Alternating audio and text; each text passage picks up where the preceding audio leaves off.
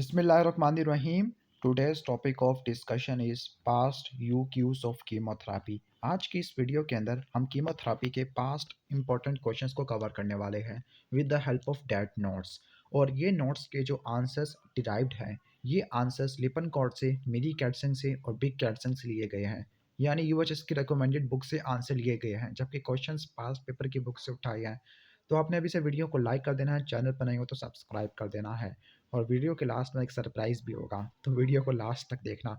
सबसे पहला क्वेश्चन है bacterial cell wall synthesis inhibitor में से कि आप एंटीबायोटिक्स के कॉम्बिनेशन को इस्तेमाल करते हो तो उसके एडवांटेजेस और डिसएडवांटेजेस क्या होते हैं। तो पहली बात है कि एंटीबायोटिक के कॉम्बिनेशन को हम इसलिए इस्तेमाल करते हैं क्योंकि कभी कभार एंटीबायोटिक का कॉम्बिनेशन साइनर्जिस्टिक हो जाता है।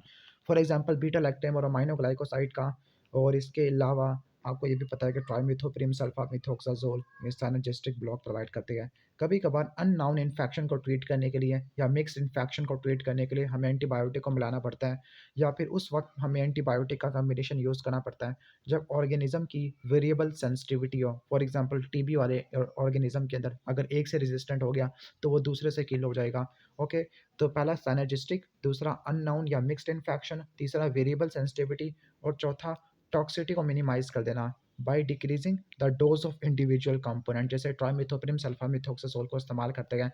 तो इस केस में जब दोनों को मिला के देते हैं तो आपको डोज थोड़ी सी कम रखनी पड़ती है, और जो डोज कम रखनी पड़ती है तो उसकी वजह से इंडिविजुअल ड्रग के साइड इफेक्ट होने के चांसेस ना होने के बराबर होते हैं। तो ये चार फायदे होते हैं advantages of combination of antibiotics. Disadvantages की अगर बात करते हैं तो डिसएडवांटेजेस के अंदर लिखा हुआ है कि कभी कभार हम बैक्टीरियोसाइड को बैक्टीरियोस्टैटिक के साथ मिला देते हैं तो ये एंटागोनिस्ट बन जाती है। For example bacteriostatic drug tetracycline को बैक्टीरियोसाइडल पेनिसिलिन के साथ मिला के नहीं देते, यानी बैक्टीरियोसाइडल और बैक्टीरियोस्टैटिक का कॉम्बिनेशन कभी भी नहीं मिलाते, या बहुत कम केसेस में मिलाते हैं। हमेशा बैक्टीरियोसाइडल का कॉम्बिनेशन रखते होते हैं। इसके बाद ये है कि कभी कभार सिलेक्शन प्रेशर है उसका रिस्क भी आ जाता है। ठीक है, तीसरा ये है कि एंटीबायोटिक रेजिस्टेंस भी आ सकती है कि कभी कभार आपको वो एंटीबायोटिक देने की ज़रूरत ही नहीं होती, लेकिन वो दे के ऑर्गेनिज्म रेजिस्टेंट हो जाता है। फॉर एग्जांपल पाकिस्तानियों ने सिप्रोफ्लॉक्सासिन इतनी दी है कि रेजिस्टेंस आ गई है। ओके, अब इसके बाद हम यानी पहला जो क्वेश्चन था वो एडवांटेजेस था, दूसरा डिसएडवांटेजेस है, तीसरी हेडिंग को कवर करेगा the mechanisms by which anti microbial resistance develop. तो वो कौन कौन से मैकेनिज्म्स होते हैं जिससे एंटी माइक्रोबियल रेजिस्टेंस डेवलप होती है। सबसे पहला जेनेटिक अल्टरेशन की वजह से ड्रग की रेजिस्टेंस आ जाती है। फॉर एग्जांपल एचआईवी वायरस के अंदर म्यूटेशन आना शुरू हो जाती है, तो वो जीन्स के अंदर अल्टरेशन आ गई है जिसकी वजह से ड्रग रेजिस्टेंस आ गई है। दूसरा, प्रोटीन की एक्सप्रेशन को अल्टरेट कर देना, जिस जगह पे वो बाइंड करता था, जिस तरह जो टेट्रासाइक्लिन था वो प्रोटीन सिंथेसिस इनहिबिटर था, राइबोसोम पे जाके बाइंड करता था। तो प्रोटीन की एक्सप्रेशन को अल्टर कर देना ड्रग रेजिस्टेंस वाले केस में। फॉर एग्जांपल टारगेट साइट को मॉडिफाई कर देता था, जिस तरह स्ट्रेप्टोकोकस निमोनियाई में बीटा लैक्टम एंटीबायोटिक से रेजिस्टेंस होती है क्योंकि वो पेनिसिलिन बाइंडिंग प्रोटीन के स्ट्रक्चर में अल्टरेशन ले आता है। या ड्रग की एकोमुलेशन को कम से कम कर दो, जो ग्राम नेगेटिव ऑर्गेनिज्म होते हैं उनके अंदर बीटा लैक्टम सही तरह पेनिट्रेट नहीं कर पाती क्योंकि उनकी आउटर मेम्ब्रेन के अंदर जो पोरिन्स होती है, ग्राम नेगेटिव इनके नंबर को, उनके स्ट्रक्चर को खराब करना शुरू कर देता है। तीसरा, एंजाइमेटिक इनएक्टिवेशन, कुछ ऑर्गेनिज्म एंजाइम प्रोड्यूस करते हैं जो उसको इनएक्टिवेट कर देते हैं या डिस्ट्रॉय कर देते हैं, जैसा बीटा लैक्टेमेस होता है, सेफलोस्पोरिन को, पेनिसिलिन को डिस्ट्रॉय करना शुरू कर देता है। ओके, अब जो चौथी चीज़ लिखी हुई है वो है सुपर इन्फेक्शन। अब सुपर इन्फेक्शन की तरफ आ जाते हैं। ओके, सुपर इन्फेक्शन में सबसे पहले इन्होंने ऊपर एक चीज़ लिखी हुई है कि drug therapy specifically broad spectrum anti microbial drug इनके कॉम्बिनेशन इस्तेमाल करते हैं तो हमारी नॉर्मल फ्लोरा को डिस्टर्ब कर देते हैं। जब हमारी नॉर्मल फ्लोरा डिस्टर्ब हो जाएगी तो अपॉर्चुनिस्टिक ऑर्गेनिज्म की ग्रोथ बढ़ जाएगी, स्पेसिफिकली फंजाई और रेजिस्टेंट बैक्टीरिया। सुपर इन्फेक्शन ये है कि एंटी माइक्रोबियल थेरापी की वजह से नए नए इन्फेक्शन आना शुरू हो गया है। जैसे अगर आप वो यूज़ करते हो, टेट्रासाइक्लिन यूज़ करते हो तो कैंडिडियासिस, स्टेफिलोकोकस ऑरियस, कोलेस्ट्रिडियम डिफिसिल होने के चांसेस काफ़ी ज़्यादा हो जाते हैं क्योंकि जो एंटी बैक्टीरियल ड्रग्स होती है हमारी नॉर्मल फ्लोरा को सप्रेस करना शुरू कर देती है। या फिर ड्रग रेजिस्टेंट ऑर्गेनिज्म होते हैं, ठीक है, ओके, जिसकी वजह से वो इतना ज़्यादा प्रोलिफरेट करते हैं कि वो इन्फेक्शन को स्टैब्लिश करना शुरू कर देते हैं। ओके, इसकी बात है क्लासिफिकेशन ऑफ पेनिसिलिन। अब जो पेनिसिलिन होती है, तो पेनिसिलिन की क्लासिफिकेशन क्या होती है, तो एक नैरो स्पेक्ट्रम होती है, ब्रॉड स्पेक्ट्रम होती है। नैरो स्पेक्ट्रम में जो बीटा लैक्टम में सेंसिटिव होती है, तो सेंसिटिव में उसकी activity gram positive gram negative organism के अगेंस्ट होती है और एनारोब्स के अगेंस्ट, जैसे पेनिसिलिन जी है। एंटी स्टेफिलोकोकल पेनिसिलिन में नेफिसिलिन, मेथिसिलिन, क्लॉक्सलिन, डिक्लॉक्सलिन, ऑक्सासिलिन आ जाती है। एक्सपेंडेड स्पेक्ट्रम के अंदर उसको दो में डिवाइड कर देते हैं। ओके, अमाइनो पेनिसिलिन और एंटीसोडोमोनल पेनिसिलिन, अमाइनो पेनिसिलिन और दूसरे को हम यूरिडो पेनिसिलिन, कार्बोक्सी पेनिसिलिन भी कह देते हैं। ठीक हो गया। ओके, इनकी एक स्टैंडर्ड स्पेक्ट्रम ऑफ एक्टिविटी होती है। नेक्स्ट है mechanism of action of penicillin. Penicillin structurally resemble करती है पेप्टिडोग्लाइकेन के टर्मिनल पोर्शन को, वो इसके साथ compete करती है। पहले वो पेनिसिलिन बाइंडिंग प्रोटीन पर जाके बाइंड करती है। कुछ पेनिसिलिन बाइंडिंग प्रोटीन ट्रांसपेप्टिडेज वाला फंक्शन करती है, तो ये ट्रांसपेप्टिडेज एंजाइम को ब्लॉक कर देती है, और जिसकी वजह से पेप्टिडोग्लाइकेन की क्रॉस लिंकिंग नहीं हो पाती। फाइनली होगा क्या, सेल वाल लीक हो जाएगा और सेल की डेथ हो जाएगी। Adverse effect of penicillin, allergy आ सकती है, टाइप 1 हाइपर सेंसिटिविटी और टाइप 3 ये भी हो सकता है, डायरिया भी हो सकता है, नेफ्राइटिस भी हो सकता है। आपको पता है कि नेफ्राइटिस, इंटरस्टिशियल नेफ्राइटिस मेथिसिलिन की वजह से, नेफेसिलिन की वजह से न्यूट्रोपीनिया हो जाता है। ठीक है। ओके। और इसके अलावा आपको मैं बताता जाऊँ कि जो एम्पिसिलिन होता है उसकी वजह से जीआईटी डिस्ट्रेस हो सकता है। एम्पिसिलिन की वजह से कोलेस्ट्रीडियम डेफिसिल का इन्फेक्शन होने के चांसेस काफ़ी बढ़ जाते हैं। ओके, तो ये आपने याद कर लेना है। इसके बाद हम आगे चलते हैं। न्यूरोटॉक्सिटी, न्यूरोटॉक्सिटी भी हो सकती है, सीजर्स वगैरह होने के चांसेस बढ़ जाते हैं। सीजर्स का जो पोटेंशियल होता है वो पेनिसिलिन की वजह से बढ़ जाता है। ठीक है। ओके, जो इनका थ्रेशोल्ड नहीं, थ्रेशोल्ड पोटेंशियल कम हो जाता है, जिसकी वजह से सीजर होने के चांसेस काफ़ी ज़्यादा हो जाते हैं पेनिसिलिन वाले केस के अंदर। ओके। सोडा मेम्ब्रेनस कोलाइटिस भी आपको बता दिया है। जो एलर्जिक रिएक्शन होता है वो 5 से लेकर 10% के अंदर होता है। इस एलर्जिक रिएक्शन के अंदर उर्टिकेरिया, सीवियर प्यूरिटाइटिस हो सकता है, फीवर हो सकता है, जॉइंट की स्वेलिंग हो सकती है, हिमोलिटिक एनीमिया हो सकता है, नेफ्राइटिस हो सकता है, और पूरी बॉडी में एनाफिलैक्सिस भी हो सकती है। ठीक है। हेमेटोलॉजिकल टॉक्सिसिटी के अंदर डिक्रीज कोगुलेशन है, साइटोपिनिया, लेकिन इतना इंपॉर्टेंट नहीं होता। ठीक हो गया। ओके। इसके बाद हम आगे चलते हैं। Anti microbial spectrum of ampicillin, इसका मिमोनिक जो आपको आना चाहिए वो मिमोनिक होता है, क्या निमोनिक था, हेल्प मी।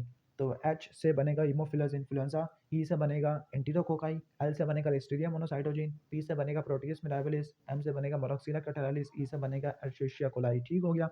और आपको ये भी पता है कि साइफिलस वाले केस के अंदर अगर हम पेनिसिलिन यूज़ करते हैं तो उसकी वजह से जैरिश हेक्समर रिएक्शन होना शुरू हो जाते हैं। और एंटीरोकोकल और लिस्टीरिया इन्फेक्शन और सूडोमोनाल इन्फेक्शन के लिए एम्पिसिलिन को अमाइनो ग्लाइकोसाइड के साथ मिला के दे देते हैं। ठीक है। अब है नेक्स्ट है mechanism of resistance of penicillin. तो इसके 3 मैकेनिज्म होते हैं। पहला है बीटा लैक्टेमेस वाला मैकेनिज्म, जो ग्राम नेगेटिव ऑर्गेनिज्म के अंदर स्टाफिलोकोकस ऑरियस के अंदर देखने को मिलता है। ठीक हो गया। गोनोकोकस के अंदर, स्टाफिलोकोकस ऑरियस के अंदर ये मैकेनिज्म होता है। दूसरा मैकेनिज्म है पेनिसिलिन बाइंडिंग प्रोटीन को मॉडिफाई कर देना। ये मैकेनिज्म होता है नीमोकोकस के अंदर और मर्सा के अंदर होता है। ठीक है। तो नीमोकोकस जो होता है रेजिस्टेंट पेनिसिलिन जी से, और मर्सा होता है मेथिसिलिन वाला से। तीसरा मैकेनिज्म है कि जो पेनिट्रेशन को ब्लॉक कर देते हैं। ठीक है। इफ्लक्स पंप वाला, इफ्लक्स पंप तो चौथा है। तीसरा पेनिट्रेशन को ब्लॉक कर देते हैं। तो पेनिट्रेशन को ब्लॉक करने का मैकेनिज्म ये है कि पोरिन के अंदर स्ट्रक्चर और नंबर को अल्टर कर देती है, जो आउटर सेल मेम्ब्रेन के ऊपर पड़े हुए होते हैं, आउटर मेम्ब्रेन के ऊपर पड़े होते हैं। ये रेजिस्टेंस होती है सूडोमोनास के अंदर। ठीक है। इसके बाद है indication and uses of penicillin. जो साइफिलस के लिए जो ड्रग चॉइस होती है वो पेनिसिलिन जी होती है। ओरोफेरेंजियल इन्फेक्शन के लिए स्ट्रेप्टोकोकस पायोजीन की वजह से जो इन्फेक्शन होता है उसके लिए हम पेनिसिलिन वी यूज़ करते हैं। ठीक हो गया। ओके। जो एंटीरोकोकाई के अगेंस्ट भी हम यूज़ कर सकते हैं, लेकिन फिर आपको अमाइनोग्लाइकोसाइड देना पड़ता है पेनिसिलिन जी के साथ। ओके। और जो स्टेफिलोकोकस ऑरियस जो बीटा लैक्टेमस प्रोड्यूस करता है, तो उसके लिए मेथिसिलिन, नेफेसिलिन वगैरह हम इस्तेमाल करते हैं। जो माइनस पेनिसिलिन है, एम्पिसिलिन है, वो आप अमाइनोग्लाइकोसाइड के साथ मिला कर दे देते हो ताकि आपको सिनर्जिस्टिक एक्टिविटी देखने को मिले। इसी तरह जो आप सूडोमोनास के साथ मिला के देते हो, तो सूडोमोनास के साथ किसको मिला के देते हो? जो सूडोमोनास होती है वो आप मिला के देते हो पिपारसिलिन और टिकारसिलिन को, यानी अमाइनो ग्लाइकोसाइड और पिपारसिलिन टिकारसिलिन मिला के देते हो फॉर द ट्रीटमेंट ऑफ सोडोमोनास। ठीक हो गया। तो ये आपको मैंने बता दिया है। Rational of following drug combination, amoxicillin और क्लैवलिनिक एसिड को क्यों मिला के देते हैं? क्योंकि पेनिसिलिन जो एम्पेसिलिन होती है, अमोक्सिलिन होती है, पिपारसिलिन होती है, टिकारसिलिन होती है, ये बीटा लैक्टेमेस सेंसिटिव होती है, तो बीटा लैक्टेमेस एंजाइम इनको तोड़ सकता है। तो स्टेफिलोकोकस ऑरियस के लिए, सूडोमोनास के केस में, एंटीरोकोकस के इन सब केसेस के अंदर हम इसको बीटा लैक्टेमेस इनहिबिटर के साथ मिला के देते हैं। तो जो बीटा लैक्टेमेस इनहिबिटर होते हैं, ये 4 ऑर्गेनिज्म के अगेंस्ट काम करते हैं अच्छे तरीके से। वो 4 ऑर्गेनिज्म कौन सी होती हैं? वो होती है गोनोकोकाई, स्ट्रेप्टोकोकाई, ई कोलाई और हीमोफिलस इन्फ्लुएंजा। लेकिन ये प्रोटीएस, एंटीरोबैक्टर और सीरिएशिया के अगेंस्ट किसी काम के नहीं होते। इसके बाद नेक्स्ट है pharmacological approach for the use of penicillin against beta lactamase producing organism. तो सबसे पहले आप क्या कर दो, बीटा लैक्टेमेस इनहिबिटर ऐड कर दो, या दूसरी तरफ आप जो पेनिसिलिनेस या बीटा लैक्टेमेस रेजिस्टेंट पेनिसिलिन यूज़ करना शुरू कर दो। ठीक हो गया। ओके। इसके बाद है ट्रीटमेंट ऑफ टाइफाइड फीवर है। टाइफाइड फीवर को ट्रीट करने के लिए जो ड्रग होती है, पहले उन्होंने ड्रग दी है क्लोरामफेनिकोल होती है। क्लोरामफेनिकोल किन किन ऑर्गेनिज्म के लिए बैक्टीरियाइडल होती है? तो उसका मिमोनिक मैंने आपको बताया था, उसका मिमोनिक होता है HBN होता है। ठीक है। HB एन होता है, एच से हीमोफिलस इन्फ्लुएंजा, एन से निजेरिया और बी से बैक्टीरियोइड्स होते हैं।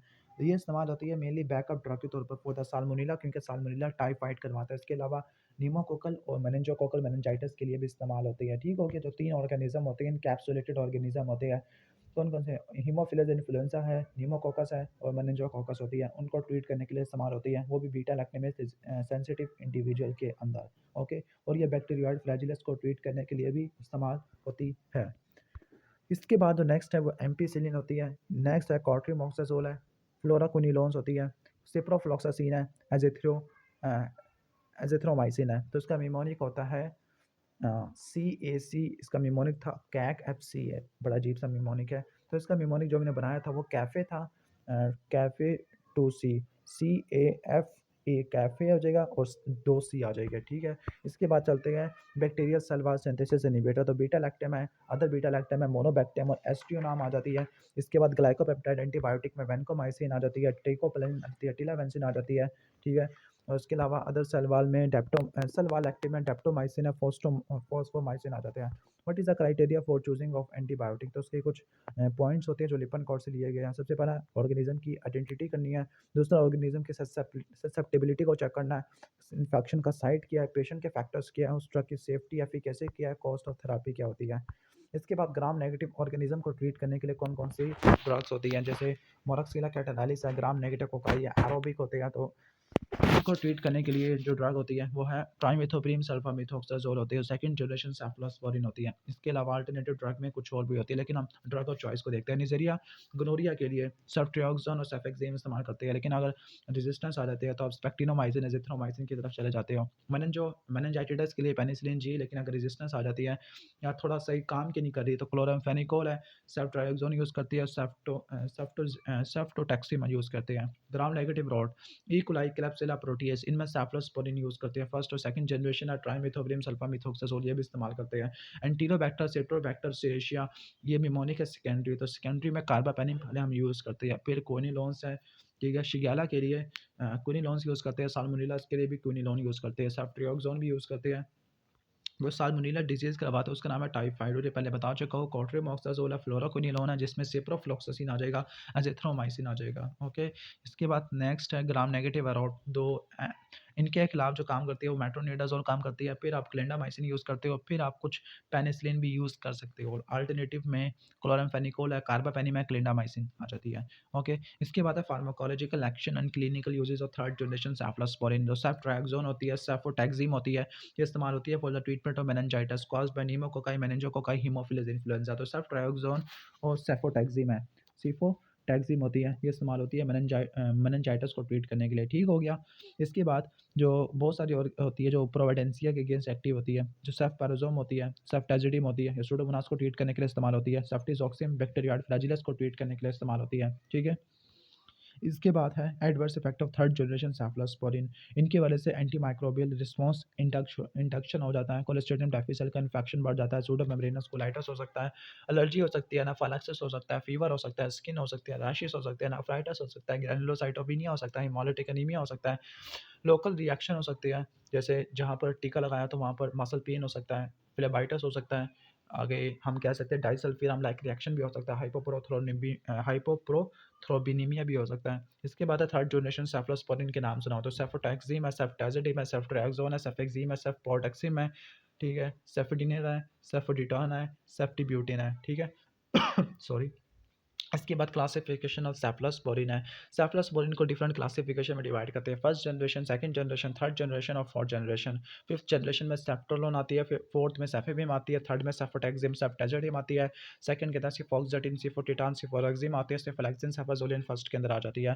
Drugs for treatment of gram positive cocci, streptococcus pneumoniae को ट्रीट करने के लिए पेनिसिलिन यूज़ करते हैं। ठीक है, ओके, अगर रेजिस्टेंस नहीं है, अगर रेजिस्टेंस आ जाती है तब हम ड्रग को चेंज कर देंगे। ठीक है, स्ट्रेप्टोकोकस पायोजिन पेनिसिलिन यूज़ करते हैं, एगालैक्टाई पेनिसिलिन यूज़ करते हैं, विरेडियन के भी पेनिसिलिन यूज़ करते हैं, स्टाफिलोकोकस ऑरियस अगर वो अगर बीटा लैक्टेमस नेगेटिव है पेनिसिलिन यूज़ करेंगे, पॉजिटिव है तो आप पेनिसिलिन रेजिस्टेंट यूज़ करोगे, अगर वो मर्सा से भी रेजिस्टेंट है तब आप वेनकोमाइसिन की तरफ जाओगे, एंटीरोकोकस के लिए पेनिसिलिन और अमाइनोग्लाइकोसाइड का कॉम्बिनेशन मिला के दोगे, अगर रेजिस्टेंस है तब हम वेनकोमाइसिन की तरफ जाएंगे। वैसे वेनकोमाइसिन में रेजिस्टेंस आ जाती है, अगर उसमें रेजिस्टेंस है तो डेप्टोमाइसिन की तरफ जाएंगे। पेप्टोकोकस के लिए पेनिसिलिन इस्तेमाल करते हैं।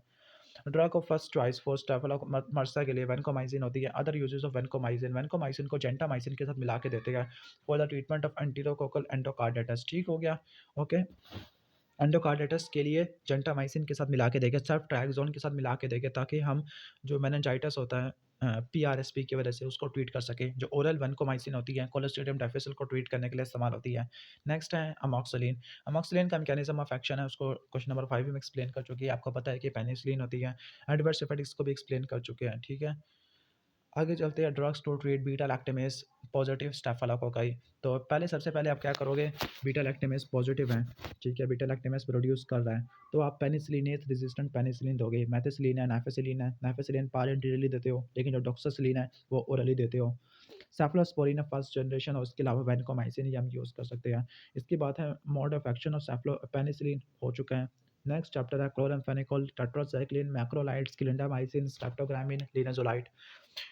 Number 1, what is the mechanism of action of clarithromycin. Clarithromycin macrolide है, 50s राइबोसोमल सब यूनिट पे रिवर्सिबली बाइंड करता है ट्रांसलोकेशन को या ट्रांसप्रेडेशन को ब्लॉक कर देगा, प्रोटीन के सिंथेसिस को ब्लॉक कर देगा। एंटी माइक्रोबियल स्पेक्ट्रम के अंदर पहले जो स्पेसिफिक होती है माइकोबैक्टीरियम एवियम इंट्रासेलुलर कॉम्प्लेक्स के लिए, लैप्रोई के लिए इस्तेमाल होती है। इसके अलावा हीमोफिलस हेलिकोबैक्टर पाइलोरी के लिए ट्रीट होती है। बाकी जो उसका स्पेक्ट्रम होता है वो रिथ्रोमाइसिन जैसा होता है, ठीक है। इसके बाद नेक्स्ट है three toxic effect produce by chloramphenicol. Anaemia हो सकता है, एप्लास्टिक अनीमिया हो सकता है, इडियोसिंक्रेटिक होता है, ग्रे बेबी सिंड्रोम है। इसके अलावा पीटीडब्ल्यू वाले जो ड्रग होते हैं इनके मेटाबॉलिज्म को इनहिबिट कर देती है। पी से फेनिटोइन, टी से टोलब्यूटामाइड और डब्ल्यू से वारफेरिन होती है। Characteristics of grey baby syndrome, इस केस में होता ये है कि इन्फेंट के अंदर हेपेटिक ग्लूकोरोनाइल ट्रांसफरेज एंजाइम नहीं होता, तो ब्रीथिंग डिप्रेस होती है, कार्डियोवास्कुलर कोलैप्स होता है, साइनोसिस होता है, एनीमिया हो जाता है। What is the mechanism of action of clarithromycin. तो क्लैरिथ्रोमाइसिन का मैकेनिज्म ऑफ एक्शन हो गया two other drugs that bind to the same sub unit as macrolides. तो क्लोराम्फेनिकोल भी इसी जगह पे बाइंड करती है, क्लिंडामाइसिन भी इसी जगह पे बाइंड करती है, स्ट्रेप्टोग्रामिन भी इसी जगह पे काम करती है 50s राइबोसोमल सब यूनिट के ऊपर। Drug of choice for corny bacterial तो वो एरिथ्रोमाइसिन होती है, ठीक है, ड्रग ऑफ चॉइस के तौर पर। एडवर्स इफेक्ट ऑफ एरिथ्रोमाइसिन, तो नोजिया, वोमिटिंग, डायरिया हो सकता है, मोटरिन रिसेप्टर को एक्टिवेट करती है लीवर के ऊपर, कोलिस्टेटिक जॉन्डिस हो सकता है, एलर्जिक रिएक्शन आ सकता है, ड्रग इंटरेक्शन हो सकते हैं। इसके अलावा ये डाइजॉक्सिन के सीरम लेवल को बढ़ा के क्यूटीसी इंटरवल को बढ़ा देती है। अमाइनो ग्लाइकोसाइड जो टॉपिकली अप्लाई होते हैं बर्न्स के अंदर, वुंड के अंदर, तो दो अमाइनो ग्लाइकोसाइड के नाम बताइए, तो एक है जेंटामाइसिन और दूसरा होता है नियोमाइसिन पॉलीमिक्सिन बेसिट्रेसिन कॉम्बिनेशन। तो ठीक है, इन तीनों को मिला के देते हैं एनपीबी है, ठीक है, नियोमाइसिन है, ओके। पॉलीमिक्सिन है और बेसिट्रेसिन होते हैं, ओके। यानी जो ओरली और टॉपिकली जो अप्लाई होती है वो नियोमाइसिन और जेंटामाइसिन, बाकी जो सारी होती है वो इंट्रावेनस फॉर्म में हम अप्लाई कर देते हैं। इसके बाद नेक्स्ट है two new macrolides that are acid stable and have long half life. तो वो कौन सी होती है, इरिथ्रोमाइसिन तो हो नहीं सकती, क्लैरिथ्रोमाइसिन, एजिथ्रोमाइसिन और टेलिथ्रोमाइसिन होती है। इनकी हाफ लाइफ काफ़ी बड़ी होती है as compare to erythromycin, okay. ठीक हो गया। अब टू लॉन्ग एक्टिंग टेट्रासाइक्लिन के नाम सुनाओ आप, टू लॉन्ग एक्टिंग टेट्रासाइक्लिन। और आपको ये भी बताता जाऊँ कि जो इरिथ्रोमाइसिन और एजिथ्रोमाइसिन होती है उनकी कौन सी क्लियरेंस होती है, ये आपने मुझे बताना है, किडनी वाली होती है, हेपेटिक वाली होती है। अच्छा, तो two long acting tetracycline doxycycline और मिनोसाइक्लिन होती है। इसके अलावा टेट्रासाइक्लिन और डिमेक्लोसाइक्लिन और ठीक है साइक्लिन आती है, जो इस कैटेगरी में आके बिलोंग कर देती है, ठीक है। तो जो इंटरमीडिएट एक्टिंग है वो डिमेक्लोसाइक्लिन है, लॉन्ग एक्टिंग में डॉक्सी और मिनोसाइक्लिन है, जबकि शॉर्ट एक्टिंग के अंदर टेट्रासाइक्लिन है, ऑक्सी टेट्रासाइक्लिन है, क्लोर टेट्रासाइक्लिन है। नेक्स्ट है mechanism of action of tetracycline. Tetracycline organism enter होती है बाय पैसिव डिफ्यूजन, और कुछ पार्ट इसका एंटर होता है एक्टिव ट्रांसपोर्ट से। जैसे ही एंटर होती है इरिवर्सिबल बाइंड करती है 30th राइबोसोमल सब यूनिट के ऊपर, अमाइनो एसिड टीआरएनए के ब्लॉकेज को ब्लॉक इनहिबिट कर देती है, जिसकी वजह से अमाइनो एसिड ऐड नहीं हो पाएंगे। एंटी माइक्रोबियल एक्टिविटी और टेट्रासाइक्लिन ग्राम पॉजिटिव के लिए, ग्राम नेगेटिव ऑर्गेनिज्म के लिए इस्तेमाल होती है। माइकोप्लाज्मा, क्लैमिडिया, रिकेट्सिया को ट्रीट करने के लिए इस्तेमाल होती है। What are the 6 clinical uses of tetracycline. अगर हेलिकोबैक्टर पायलोरी हो जाता है तब हम उसको ट्रीट करने के लिए इस्तेमाल करते हैं। लाइम डिजीज है, डॉक्सीसाइक्लिन यूज़ करते हैं, माइकोप्लाज्मा डॉक्सीसाइक्लिन है, कॉलेरा है, कॉलेरा के लिए जो बैकअप ड्रग होती है वो भी आई थिंक डॉक्सीसाइक्लिन ही होती है। क्लाइमिडियल इन्फेक्शन उसके लिए भी हम डॉक्सीसाइक्लिन यूज़ करते हैं, ठीक हो गया, ओके। इसके अलावा जो डॉक्सीसाइक्लिन होती है मलेरिया को और माइबियासिस को ट्रीट करने के लिए इस्तेमाल होती है। रॉकी माउंटेन स्पॉटेड फीवर, ये भी डॉक्सीसाइक्लिन आ जाएगा। जो डिमेक्लोसाइक्लिन होती है ये सिंड्रोम ऑफ इनएप्रोप्रिएट ईडीएच को ट्रीट करने के लिए इस्तेमाल होती है। اس کے بعد ہے ایڈورس افیکٹ آف ٹیٹراسائکلین. تو جی آئی ٹی ڈسکمفرٹ ہو سکتا ہے, ایپیگیسٹرک ڈسٹریس ہو سکتا ہے, اسوفیجائٹس ہو سکتا ہے, ڈسکلریشن ہائپوپلیزیا ہو سکتا ہے تیت کا, ٹیمپریری اسٹنٹنگ آف تیت ہو سکتی ہے, ہیپیٹوٹاکسٹی ہے, فوٹوٹاکسٹی ہے, ویسٹیبولر ڈسفنکشن ہوتا ہے, ڈیزینس ہے, وارٹیگو ہے, ٹینائٹس ہوتی ہے, ٹھیک ہے, سوڈو ٹیومر سیریبرائی لکھا ہوا ہے, بینائن انٹراکرینیل ہائپر ٹینشن ہو جاتی ہے جس میں ہیڈ کا بلڈ وین ہو جائے گا. کنٹرا انڈیکیٹڈ ہوتی ہے پریگنینسی میں, بچوں میں specifically blue 8 years. Anti مائکروبل spectrum of ٹیگاسائکلین. تو ٹیگاسائکلین کا اینٹی مائکروبل اسپیکٹرم ہوتا کیا ہے؟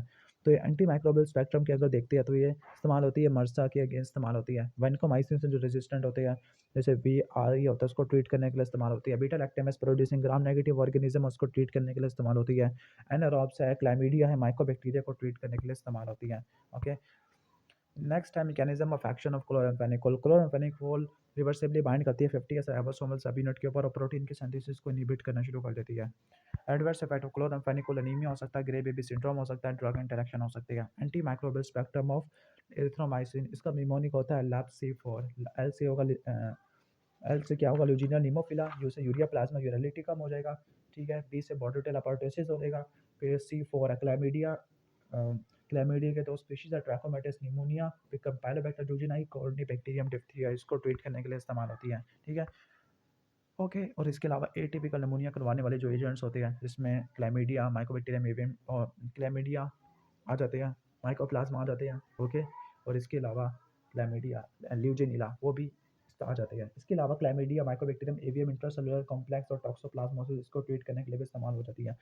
نیکسٹ ہے ٹو فارماکوکینیٹک ڈفرینس بٹوین ایزیتھرومائسن اور ایریتھرومائسن. تو ایزیتھرومائسن اسٹومک کے اندر اسٹیبل ہوتی ہے لیکن ایریتھرومائسن ڈسٹرائے ہو جاتی ہے. ایزیتھرومائسن کی ہاف لائف بڑی ہوتی ہے 2 سے لے کر 4 دن, لیکن ایریتھرومائسن کی 1 گھنٹے آدھا 1.5 گھنٹہ ہوتا ہے. اس کے بعد ہے امائنوگلائکوسائڈ. امائنوگلائکوسائڈ اینڈ اسپیکٹینومائسن, اینٹی مائکروبل اسپیکٹرم آف جینٹامائسن ہے. تو اسٹافیلاکوکس اوریس کی اسپیشیز کا اگینسٹ کام کرتی ہے گرام نیگیٹو بیکٹیریا جس میں سوڈوموناس ایروجینوزا اینٹیرو بیکٹیریا صحیح ہے, ٹھیک ہے. Mechanism of action of جینٹامائسن. جینٹامائسن امائنوگلائکوسائڈ ہوتی ہے جو آؤٹر میمبرین کو کراس کرتی ہے بائی آکسیجن ڈیپینڈنٹ میکینزم, جس کی وجہ سے ایروبک نہیں بلکہ انیروبک بیکٹیریا کے اگینسٹ کام نہیں کرتی. 50 ایس رائبوسومل سب یونٹ پہ بائنڈ کرنے کے بعد 4 میکینزم کے ذریعے پروٹین کے سنتھیسس کو بلاک کر دیتی ہے. سب سے پہلا میکینزم ہے کہ انیشیشن کمپلیکس کو بنے نہیں دیتی, دوسرا مس ریڈنگ کروا دیتی ہے, تیسرا ٹرانسلوکیشن, چوتھا یہ کروا دیتی ہے پولیسوم کی ڈسرپشن کروا دیتی ہے. نیکسٹ ہے 4 کامن سائڈ افیکٹ آف مائنوگلائکوسائڈ. تو آٹوٹاکسک ہوتی ہے, نیفروٹاکسک ہوتی ہے, نیورومسکولر بلاکیج آ جاتا ہے اور الرجک ریئیکشن آنا شروع ہو جاتی ہے اسپیسیفکلی نیومائسن کی وجہ سے. مائنوگلائکوسائڈ کو سنگل ڈوز کے فارم اس لیے دیتے ہیں کیونکہ مائنوگلائکوسائڈ میں کنسنٹریشن ڈیپینڈنٹ کلنگ ہے, جتنی زیادہ کنسنٹریشن ہوگی اتنی زیادہ کلنگ ہوگی اور ریپڈ ریٹ پہ ہوگی. دوسرا یہ پوسٹ اینٹی بایوٹک افیکٹ بھی ہوتا ہے جس کی وجہ سے یہ اگر کی کنسنٹریشن امائسی سے کم ہو جاتی ہے تب بھی کل کرتی رہتی ہے. نیکسٹ ہے کلینکل یوزز آف مائنوگلائکوسائڈ. مائنوگلائکوسائڈ یہ استعمال ہوتی ہے سوڈوموناس ایروجینوزا کے لیے, کلیبسیلا کے لیے, اینٹیروبیکٹر کے لیے استعمال ہوتی ہے, بیٹا لیکٹیم اینٹی بایوٹک کے لیے استعمال ہوتی ہے جو ریزسٹنٹ ہوتے ہیں, ٹھیک ہے. اوکے, اس کے بعد ہے سلفونامائڈ, ٹرائمیتھوپریم, فلوروکوینون. تو پہلا ہے mood of action of ٹرائمیتھوپریم. ٹرائمیتھوپریم bacterial ڈائی ہائیڈروفولیٹ ریڈکٹیز کو انہبٹ کر دیتی ہے, میٹابولیکلی ایکٹیو فولک ایسڈ کی سنتھیسس کو بلاک کر دیتی ہے. اینٹی مائکروبل اسپیکٹرم آف ٹرائمیتھوپریم ہے, یو ٹی آئی کو ٹریٹ کرنے کے لیے استعمال ہوتی ہے. ریسپائریٹری ایئر سائنس کا انفیکشن ہوتا ہے, نوکارڈی اسٹیرائڈس کے لیے استعمال ہوتی ہے. اس کے علاوہ بیکٹیریل پروسٹیٹک ٹریٹمنٹ کے طور پر استعمال ہوتی ہے. Adverse effect of فلوروکوینون. تو جی آئی ڈی ڈسٹریس لکھا ہوا ہے, ٹینڈن ریپچر ہے, ٹینڈینائٹس ہو سکتا ہے, کیوٹ انٹرول بڑھ سکتا ہے, سیزرس ہو سکتے ہیں, تھیوفائلین کا لیول بڑھ سکتا ہے, پیریفرل نیوروپیتھی ہو جاتی ہے, فوٹوٹاکسٹی ہو جاتی ہے, پورفائریا ہو جاتا ہے. کنٹرا انڈیکیشن آف فلوروکوینون. تو ان کو پیڈیاٹرک پیشنٹ کے اندر نہیں دیتے, بچوں میں نہیں دیتے, ریتمک پیشنٹ میں نہیں دیتے, یا وہ پیشنٹ جو اینٹی ریتمک ڈرگ لے رہا ہے اسپیسیفکلی 1A03 والی. Classification of فلوروکوینون. تو فرسٹ جنریشن میں ڈائلیڈکسک ایسڈ, نورفلوکساسین, سیکنڈ میں سپروفلوکساسین, تھرڈ میں لیوافلوکساسین, فورتھ میں موکسیفلوکساسین. Clinical uses of فلوروکوینون. تو اینتھریکس آ جاتا ہے, یو ٹی آئی آ جاتا ہے, انیروبک انفیکشن ہے, آگے resistant respiratory track infection and G I T infection کو ٹریٹ کرنے کے لیے استعمال ہوتے ہیں. Adverse effect of sulphonamide. تو سلفونامائڈ کی وجہ سے کرسٹل یوریا ہو جائے گا, ہائپر سینسٹیوٹی کی ایکشن ہو جاتے ہیں, ہیپاٹوپوئٹک ڈسٹربنس میں ایک گرانولوسائٹوسس, اے پلاسٹک انیمیا, ہیمولیٹک انیمیا, کنڈکٹیرس اور ڈرگ پوٹینسیشن ہو جاتی ہے. کنٹرا indication of sulphonamide. New born میں, انفینٹ میں نہیں دیتے, پریگننٹ فیمیل میں نہیں دیتے, یا وہ پیشنٹ جو میتھیلامین لے رہے ہیں, یا وہ پیشنٹ جو دوسری سلفونامائڈ ڈیریویٹو ڈرگ لے رہی ہے, کیونکہ سلفونامائڈ الرجی ہو سکتی ہے, تھائروزائڈ ڈائیوریٹک ہے, اورل ہائپوگلائسیمک ڈرگس ہوتی ہے, سلفونال یوریا آ جاتی ہے, کاربونک انہائیڈریس انہیبیٹرس آ جاتے ہیں, ٹھیک ہے. आगे basis for the drug interaction of trimethoprim sulfamethoxazole, इनकी हाफ लाइफ सिमिलर होती है और सिनर्जिस्टिक एक्टिविटी होती है। मैकेनिज्म ऑफ एक्शन ऑफ कोट्रीमोक्साजोल, तो सीक्वेंशियल ब्लॉक हो जाता है। आपको पता है कि जो सल्फामिथोक्साजोल है सल्फोनामाइड है, पैरामाइनो बेंजोइक एसिड को आगे इसमें कन्वर्ट होने देती है इसके अंदर फोलिक एसिड के अंदर डाई हाइड्रोटियोएट सिंथेसिस एंजाइम को ब्लॉक कर देती है। Mechanism of action of ciprofloxacin quinolones bacterial DNA synthesis को ब्लॉक कर देती है by inhibiting the bacterial topoisomerase type 2 DNA gyrase और डीएनए टोपोआइसोमेरेज 4 को इनहिबिट करना शुरू कर देती है। जब डीएनए गायरेस इनहिबिट हो जाएगा तो पॉजिटिवली सुपर कॉइल डीएनए की रिलैक्सेशन नहीं हो पाएगी जो ट्रांसक्रिप्शन और रेप्लिकेशन के लिए रिक्वायर होता है। जब 4 इनहिबिट हो जाएगा तो उसकी वजह से रेप्लिकेटेड क्रोमोसोमल डीएनए की सेपरेशन नहीं हो पाएगी इनटू रिस्पेक्टिव डॉटर सेल। इसके बाद है थेरापेटिक यूजेस ऑफ कॉम्बिनेशन और ट्राइमेथोप्रिम सल्फोनामाइड। तो क्या क्या होते हैं, या तो मर्सा के अगेंस्ट काम करती है रिस्पायरेटरी ट्रैक इन्फेक्शन जो हीमोफिलस इन्फ्लुएंजा लीजेनियल हीमोफिलिया की वजह से होता है, निमोसिस चिरोबेकाई है, लिस्टरियोसिस है, प्रोस्टेट है, यूटीआई इन्फेक्शन है, जीआईटी इन्फेक्शन आ जाते हैं। एंटी माइक्रोबियल स्पेक्ट्रम ऑफ कोट्रीमोक्साजोल, तो ये इस्तेमाल होती है यूटीआई को ट्रीट करने के लिए। ये वही चीज़ आ गई है ऊपर, नोकार्डिया है, लिस्टेरिया है, साल्मोनेला स्पीशीज है, आगे लिखा हुआ स्ट्रेप्टोनामास माल्टोफिला, बड़ा अजीब सा नाम है। फोलिक एसिड सिंथेसिस इनहिबिटर, तो सल्फोनामाइड, ट्राइमिथोप्रिम, कोट्रीमोक्साजोल, पिरामिथामिन, सल्फोनामाइड आ जाते हैं। क्लिनिकल यूजेस ऑफ सल्फोनामाइड, तो ओरल एब्जॉर्बेबल एजेंट में सल्फर डियाजिन पिरामिथामिन ये टॉक्सोप्लाज्मोसिस के अंदर इस्तेमाल होते हैं।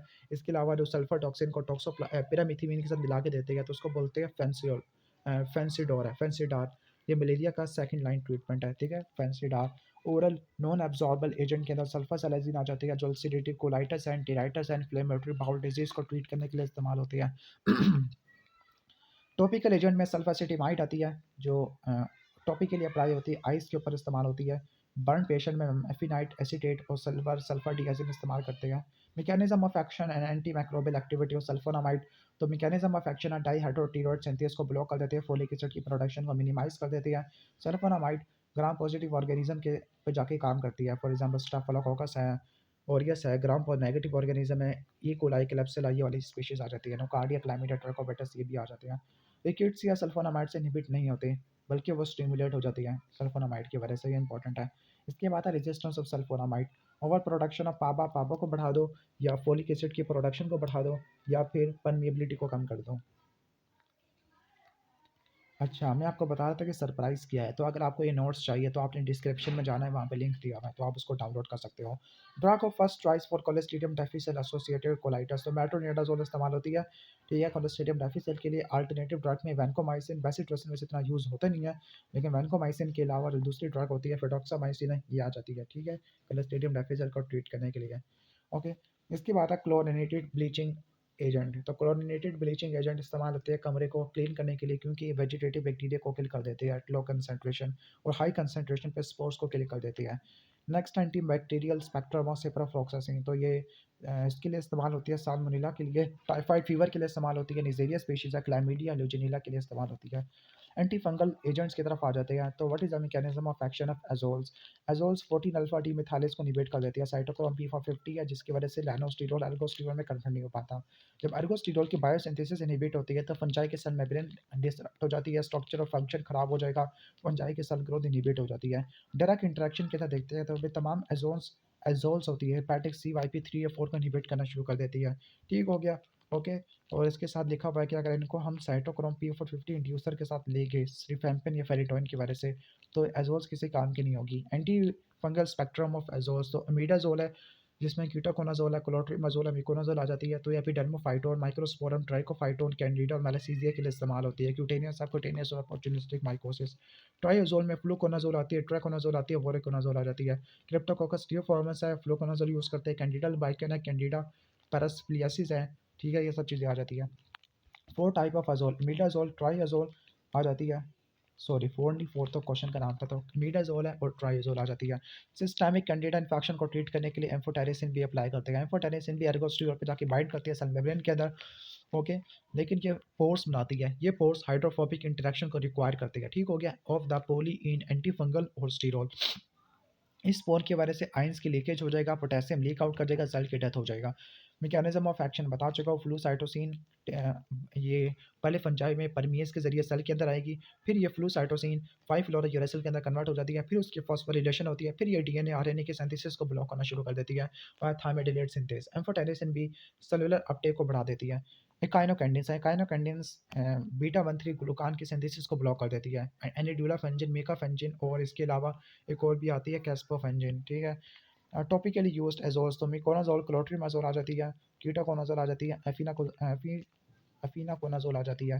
Anti fungal drug used for ٹاپیکلی four میوکوکوٹینیوس infection, تو اسکویلن اپوکسیڈیز انہیبیٹر میں ٹربینافین آ جاتے ہیں، ٹاپیکلی اپلائی کرتے ہیں۔ دوسرا گریسوفلوین ہوتا ہے جو ٹربینافین اسکویلن اپوکسیڈیز انزائم کو بلاک کر دے گا، ٹھیک ہے، اور اسکویلن کی ایکومولیشن ہونے کی وجہ سے فنجائی کے cell membrane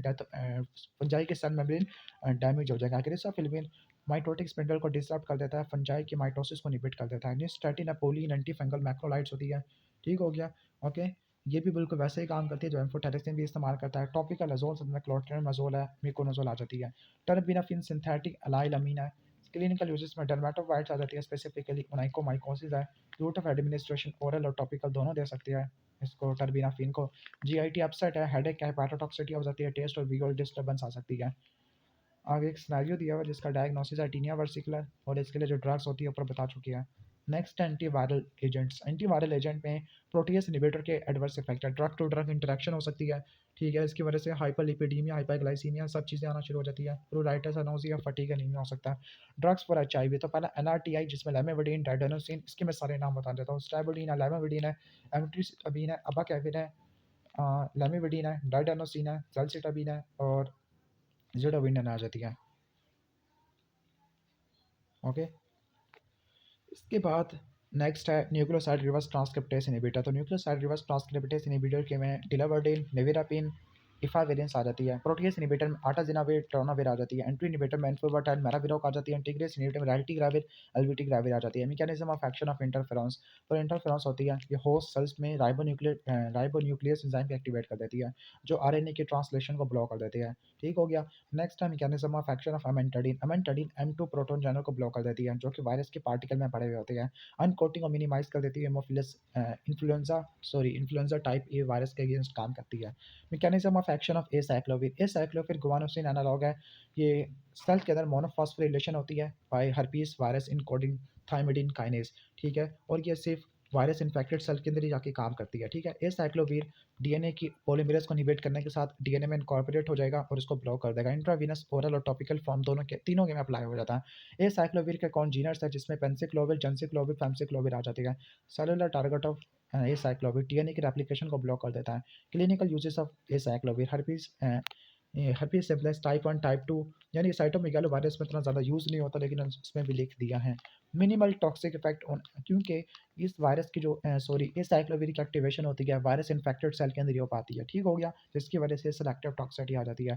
side effect of a سائکلوویر نوزیا، vomiting, diarrhoea ہو سکتا ہے، ریورسیبل رینل ٹاکسٹی ہو سکتی ہے، کرسٹلائن نیفروپیتھی، انٹرسٹیشل نیفرائٹس ہو سکتا ہے، نیورولوجیکل افیکٹ میں ٹریمرز، ڈیلیریم، سیزرز آ سکتے ہیں، ٹھیک ہے، اسپرم کی پروڈکشن کم ہو جاتی ہے۔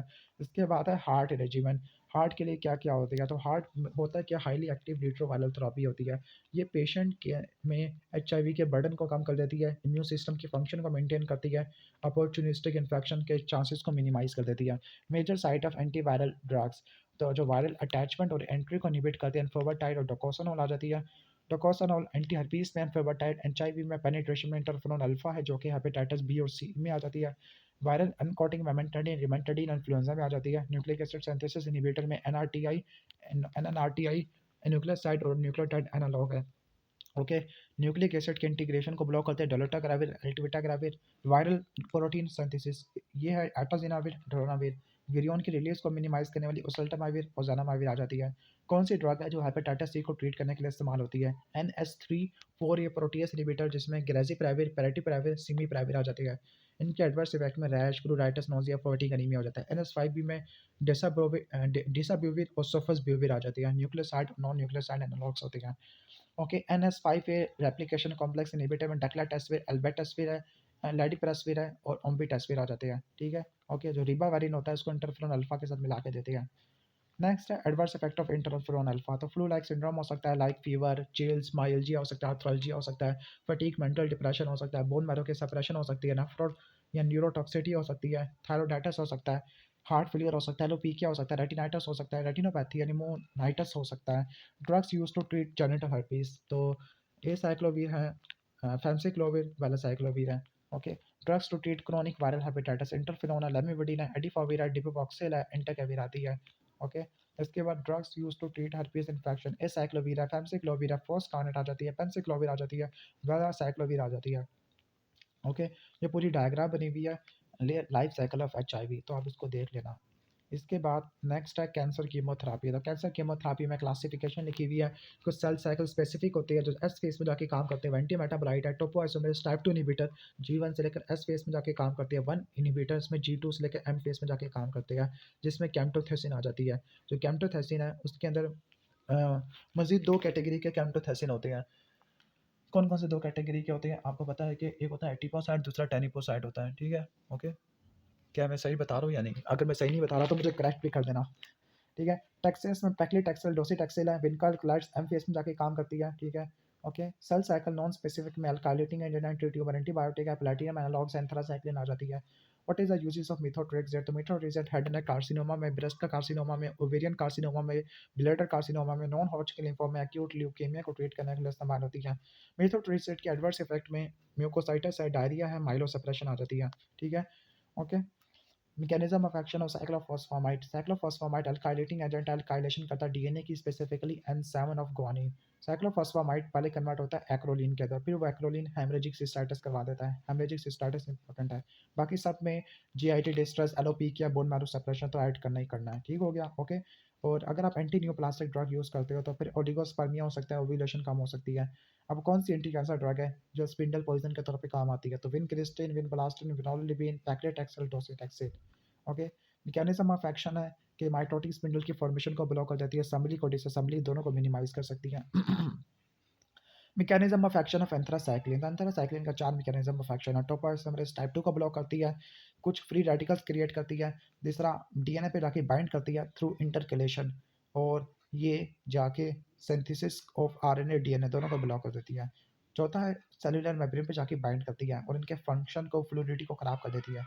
Okay, adverse effect of anthracycline, तो डोज लिमिटिंग इफेक्ट में माइलोसप्रेशन, म्यूकोसाइटिस, एरिथमिया हो सकता है। डोज डिपेंडेंट टॉक्सिटी में एक लिमिटिंग है, अब डोज डिपेंडेंट है तो उसमें कार्डियोमायोपैथी होती है, इसको मिनिमाइज करने के लिए डेक्सरुजैक्सिन यूज करते हैं। एंटी न्यूप्लास्टिक ड्रग की एडवर्स इफेक्ट में पल्मोनरी टॉक्सिटी हो सकती है, बिलियोमाइसिन की वजह से, सिस्प्लेटिन की वजह से ऑटोटॉक्सिटी, डेफ्रोटॉक्सिटी हो जाती है, साइक्लोफॉस्फामाइड, आइफॉस्फामाइड की वजह से हेमरेजिक सिस्टाइटिस हो सकता है, सिटारापिन की वजह से केमिकल कंजक्टिवाइटिस हो सकता है, कार्डियोटॉक्सिटी डोक्सोरोबाइसिन की वजह से हो सकती है। Antidote for cancer drug rescue therapy, तो जो एंथ्रासाइक्लिन के लिए आप आयरन चिलेटेड यूज़ करते हो डेक्सामेथासोन, साइक्लोफॉस्फामाइड के लिए मेसना यूज़ करते हैं, पैक्लोटॉक्सिल के लिए हम डेक्सामेथासोन डाइफिनहाइड्रामीन यूज़ करते हैं, मिथोट्रेक्सेट के लिए लिकोवरिन इस्तेमाल करते हैं, सिस्प्लेटिन के लिए हाइड्रोजन यूज़ करते हैं, रिनोटिकान यूज़ करते हैं एट्रोपिन और लोप्रामाइड के लिए। ठीक है, इसके बाद है cell cycle specific anti cancer drug, तो एंटी मेटाबोलाइट में मिथोट्रेक्सेट 5 फ्लोरायूरासिल आ जाती है, टाइप 2 इनहिबिटर में एटिपोसाइड, टेनिपोसाइड आ जाती है, टाइप 1 इनहिबिटर में कैम्टोथेसिन है जिसमें रिनोटिकान, टोपोटिकान आती है। ठीक है, कैम्टोथेसिन, रिनोटिकान, टोपोटिकान है, जबकि टैक्सिन में डोसीटैक्सिल, पैक्लीटैक्सिल है। विनका एल्कोलाइड्स में विनब्लास्टिन, विनकेरास्टिन, विनोरलिबिन आ जाती है। एंटी माइक्रोट्यूबुलर एजेंट्स में इरिब्यूलिन आ जाती है, एंटी ट्यूबर एंटीबायोटिक में बिलियोमाइसिन, माइटोमाइसिन, एंथ्रासाइक्लिन आ जाती है। इसके बाद है मैकेनिज्म ऑफ एक्शन और मिथोट्रेक्सेट डाइहाइड्रोफोलेट रिडक्टेस एंजाइम को ब्लॉक कर देती है। Okay, TNF alpha blocking agents, तो इसमें एडालीमुमाब, सेट्रोलिजुमाब, गोलीमुमाब, इन्फ्लिक्सिमाब और इटानरसेब आ जाते हैं। ये DMARD वाली कैटेगरी का पूछ रहे हैं। टीएनएफ अल्फा ब्लॉकर की एडवर्स इफेक्ट, हेडेक है, नोजिया, वॉमिटिंग हो सकती है, रैशेस है, रिएक्शन हो सकता है, इन्फेक्शन साइट पर एलर्जी हो सकती है, ग्रेनुलोसाइटोसिस हो जाती है। जो एजेंट हेमरेजिक सिस्टाइटिस करवाते हैं तो साइक्लोफॉस्फामाइड और इफॉस्फामाइड आ जाते हैं। टॉक्सिटी ऑफ अल्काइलेटिंग एजेंट, तो जो ऑक्सैलोप्लाटिन की वजह से लैरेंजोफेरेंजियल डिस्थेसिस हो सकता है, डीला टॉक्सिटी के अंदर मॉडरेट डिप्रेशन और blood count, bone marrow separation, haemorrhagic cystitis, pulmonary fibrosis, adrenal insufficiency busulfan की वजह से, फोटोसेंसिटिविटी टिमोलिजुमाब की वजह से, ऑटोटॉक्सिटी सिस्प्लेटिन की वजह से होती है। Non cancerous indication of methotrexate तो रूमेटॉइड आर्थराइटिस के लिए, ग्राफ्ट वर्सेस होस्ट अस्थमा के लिए रूमेटॉइड आर्थराइटिस बता दिया, टॉपिक प्रेगनेंसी बता दिया, इन्फ्लेमेटरी बाउल डिजीज बता दिया, अस्थमा बता दिया, और इसके अलावा सोरियोसिस बता दिया। एंटी प्रोटोजोल और एंटी हेलमिंथेस वाले चैप्टर में चलते हैं। तो मेट्रोनिडाजोल का जो नाइट्रो ग्रुप होता है उसकी रिडक्शन होती है फायरोटॉक्सिन से, जो कि एनारोबिक बैक्टीरिया के अंदर होता है, और फिर इसके बाद साइटोटॉक्सिक प्रोडक्ट बनती है जो उसके न्यूक्लिक एसिड को डिस्ट्रॉय कर देती है। एंटी माइक्रोबियल स्पेक्ट्रम के अंदर गियार्डिया रेमिलिया गार्डिनिला वजाइनालिस एनारोबिक बैक्टीरिया है, हेलिकोबैक्टर पाइलोरी है। एडवर्स इफेक्ट ऑफ मेट्रोनिडाजोल तो मेटालिक टेस्ट है, डार्क कलरेशन ऑफ यूरिन है, मेथियोग्लोबिनेमिया है, डाइसल्फिराम लाइक रिएक्शन है। राउंड वन के इन्फेक्शन के लिए ड्रग और choice albendazole mebendazole parental format है, जबकि अल्टरनेटिव ड्रग में आइवरमेक्टिन और इसके अलावा पिपेराजिन इस्तेमाल होती है। ठीक है। Rational of combining diloxanide furoate with metronidazole तो मेट्रोनिडाजोल इस्तेमाल होती है टिश्यू के लिए, लेकिन ये लूमिनल पैरासाइट के अगेंस्ट इनफेक्टिव होती है, तो लूमिनल पैरासाइट को किल करने के लिए डिलॉक्सानाइड फ्यूरेट दिया जाता है। क्लासिफिकेशन ऑफ एंटीमाइबिक तो लूमिनल के अंदर डिलॉक्सानाइड फ्यूरेट, आयोडोकिनोल पैरामोमाइसिन आ जाती है, जबकि डिहाइड्रोएमेटिन सिस्टामिक के अंदर और मिक्स के अंदर मेट्रोनिडाजोल, क्लोरोक्विन, एमेटिन और metronidazole. Classification of antiamoebic drug according to the severity of dysentery तो एसिम्प्टोमेटिक को ट्रीट करने के लिए लुमिनल एजेंट यूज करते हैं, डिप वाला निमोनिक है, माइल्ड टू मॉडरेट या सीवियर इनमें मेट्रोनिडाजोल के साथ डिलॉक्सानाइड फ्यूरेट ऐड करते हैं। हेपेटिक एब्सेस के लिए भी आप डिलॉक्सानाइड फ्यूरेट ऐड करते हैं। ठीक है। थेरापेटिक यूजेस ऑफ मेट्रोनिडाजोल तो एमआईबियासिस, गियार्डियासिस, ट्राइकोमोनियासिस को ट्रीट करने के लिए इस्तेमाल होती है। एमआईबी ड्रग के नाम है, वही एक कुछ टिश्यू होती है, कुछ सिस्टेमिक होती है, कुछ लुमिनल जाके काम करती है। Mechanism of action of chloroquine तो क्लोरोक्विन फूड वैक्यूम में एक्युमुलेट होती है, हीमोग्लोबिन के पॉलीमराइजेशन को ब्लॉक कर देती है, इंट्रासेलुलर एक्युमुलेशन टॉक्सिक होती है पैरासाइट के लिए। क्लिनिकल यूजेस ऑफ क्लोरोक्विन तो नॉन कॉम्प्लिकेटेड मलेरिया को ट्रीट करने के लिए इस्तेमाल होती है, कीमोप्रोफाइलैक्सिस के लिए इस्तेमाल होती है, ओमाइबिक एब्सेस को ट्रीट करने के लिए इस्तेमाल होती है। Classification of anti malarial drug तो कोई टिश्यू में जाके काम करती है, टिश्यू शिजोंटिसाइड है, ब्लड शिजोंटिसाइड है, गैमेटोसाइड होती है, या कुछ कैजुअल प्रोफाइलैक्टिक ड्रग होती है। Drug useful against plasmodium falciparum तो इसके लिए इस्तेमाल होते हैं chloroquine, artesunate, quinidine, gluconate. Okay. इसकी बात है mechanism of action of metronidazole हो चुका है, interaction of metronidazole with alcohol तो डाइसल्फिराम लाइक रिएक्शन है। लास्ट है एंटी ट्यूबरकुलर ड्रग तो एंटी ट्यूबरकुलर ड्रग में इथेनब्यूटोल का mechanism of action arabinosyl transferase enzyme को ब्लॉक कर देता है, और इसको इनकोड करने वाला EMBCAB ऑपेरॉन होता है। अरेबिनोसाइल ट्रांसफेरेज ये पॉलीमराइजेशन करवाता है किसकी, अरेबिनो ग्लाइकान की, जो कि माइकोबैक्टीरियल सेल वॉल का एक इंपॉर्टेंट कंपोनेंट है। आइसोनियाजाइड का मैकेनिज्म ऑफ एक्शन है कि आइसोनियाजाइड की पहले एक्टिवेशन होती है कैट जी जीन से, फिर वो असल में माइकोबैक्टीरियल कैटालेस पेरोक्सिडेस होता है। जब वो एक्टिवेट होती है तो ये इसाइल कैरियर प्रोटीन के साथ कॉम्प्लेक्स बनाती है, और कीटो इसाइल कैरियर प्रोटीन सिंथेटेस के साथ कॉम्प्लेक्स बनाती है, माइकोलिक एसिड के सिंथेसिस को ब्लॉक कर देती है। एडवर्स इफेक्ट में हेपेटाइटिस, पेरिफेरल न्यूरोपैथी, रैशेस और ड्रग इंड्यूस सिस्टमिक लूपस एरिथ्रोमाटोसिस हो सकता है। पिरोटॉक्सिन को इसलिए मिला के देती है क्योंकि जो आइसोनियाजाइड होती है पिरोटॉक्सिन की एक्सक्रीशन को बढ़ा देती है, तो पिरोटॉक्सिन की डेफिशिएंसी हो जाएगी, तो इसको रिवर्स करने के लिए आप पिरोटॉक्सिन देते हो। आइसोनियाजाइड, रिफेम्पिन, पिराजिनामाइड, इथेनब्यूटोल फर्स्ट लाइन ड्रग होती है। सेकंड लाइन में अमीक एसिड, अमाइनोसैलिसिलिक एसिड, बेटा क्यूलिन है, कैप्रियोमाइसिन है, क्लोफाजामिन है, साइक्लोसिलिन है, थियोनामाइड है, लेवोफ्लॉक्सासिन है, लिनोजुलाइड है, मॉक्सिफ्लॉक्सासिन है, रिफाब्यूटिन है, रिफापेंटिन है, स्ट्रेप्टोमाइसिन होती है। यूजेस ऑफ रिफेम्पिन है तो ये माइक्रोबैक्टीरियल इन्फेक्शन के अंदर इस्तेमाल होती है, मेनिंजोकोकल कैरियज के इस्तेमाल होती है, प्रोफाइलैक्सिस के तौर पर इस्तेमाल होती है, स्टेफिलोकोकल कैरियज, मेनिंजोकोकल कैरियज है। ठीक है। Pharmacological basis of TB regimen होती है, तो टीबी रेजिमेन ERP को यूज़ करते हैं। ठीक है। तकरीबन 2 महीने तक, और फिर 2 महीने के बाद पिराजिनामाइड को छोड़ देते हैं। Adverse effect of first line तो इथेनब्यूटोल की वजह से ऑप्टिक न्यूराइटिस हो सकता है, रेड ग्रीन कलर ब्लाइंडनेस हो सकती है, आइसोनियाजाइड की वजह से हेपेटिक एंजाइम एलिवेट हो सकते हैं, हेपेटाइटिस हो सकता है, पेरिफेरल न्यूरोपैथी हो सकती है, पिराजिनामाइड की वजह से हाइपरयूरिसीमिया, रैशेस, जॉइंट ऐकिंग और गाउट हो सकता है, रिफेम्पिन की वजह से GIT absent flu like syndrome हो सकता है, ड्रग के साथ इंटरेक्शन हो जाता है। 3 preferred drug to treat pulmonary tuberculosis तो आइसोनियाजाइड, रिफेम्पिन और पिराजिनामाइड आ जाती है। ओके।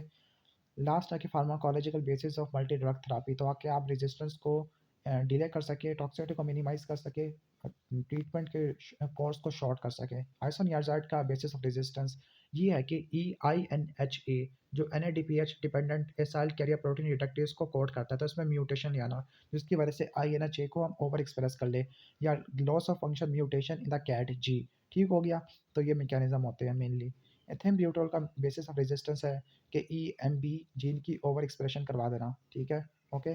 और लास्ट है क्लोरोक्विन है, तो क्लोरोक्विन फूड वैक्यूम में एक्युमुलेट होती है, हीमोग्लोबिन की पॉलीमराइजेशन को ब्लॉक कर देती है। ठीक हो गया। ओके। इसकी बात है बेसिस ऑफ रेजिस्टेंस के एक ट्रांसपोर्टर होता है PFCRT जो उसको बाहर फेंक देता है। बाकी जो सारे क्वेश्चंस हैं वो पहले रिपीट हो चुके हैं। इतनी लंबी वीडियो, पौने घंटे की वीडियो बनाई है, اور آپ کو اگر یہ نوٹس چاہیے تو آپ نے ڈسکرپشن میں جانا ہے، وہاں پر ان کا ڈرائیو لنک دیا ہوا ہے، آپ اس کو ڈاؤن لوڈ کر سکتے ہو۔ اور اگر ویڈیو اچھی لگی ہے تو ویڈیو کو لائک کر دینا، چینل پر نئے ہو تو سبسکرائب کر دینا۔ Thanks for watching this video. اللہ حافظ۔